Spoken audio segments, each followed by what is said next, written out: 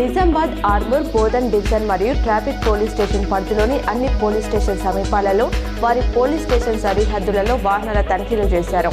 ఇందులో భాగంగా తేదీ 9/2/2026 నుండి తేదీ 20/2/2026 వరకు వాహన తనిఖీలు నిర్వహించగా ఇందులో మొత్తం 134 మందిని కోర్టులో హాజరుపరచగా వీరికి ₹12,10,10,000 జరిమానా విధించారు.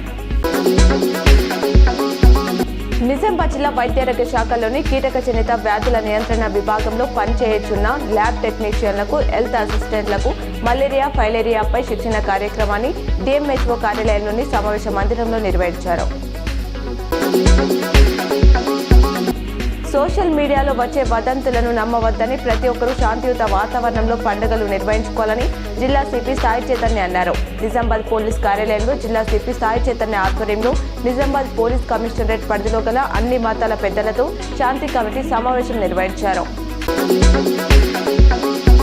కామారెడ్డి ఎమ్మెల్యే వెంకట రమణారెడ్డి ఇంటి మీద దాడి నేపథ్యంలో ఆయన్ను పరామర్శించేందుకు కామారెడ్డి బయలుదేరిన ఈటెల రాజేందర్ను అడ్డుకున్న పోలీసులు హౌస్ అరెస్ట్ చేశారు.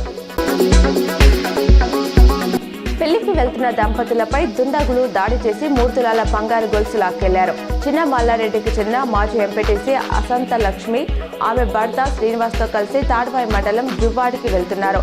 ఈ క్రమంలో కామారెడ్డిలోని దేవునిపల్లి ప్రభుత్వ పాఠశాల సమీపంలో బైక్ పై వచ్చిన 2 దుండగులు ఆమె మెడలో నుంచి గొలుసు లాక్కెళ్లారు. బీఆర్ఎస్ నుంచి సస్పెండ్ అయిన మాజీ ఎమ్మెల్సీ కవిత తమ కొత్త పార్టీ పేరును ఖరారు చేసినట్లు సమాచారం. తమ సంస్థ తెలంగాణ జాగృతి పేరు కలిసొచ్చేలా తెలంగాణ ప్రజా జాగృతిగా పార్టీ పేరును నిర్ణయించినట్లు తెలుస్తోంది.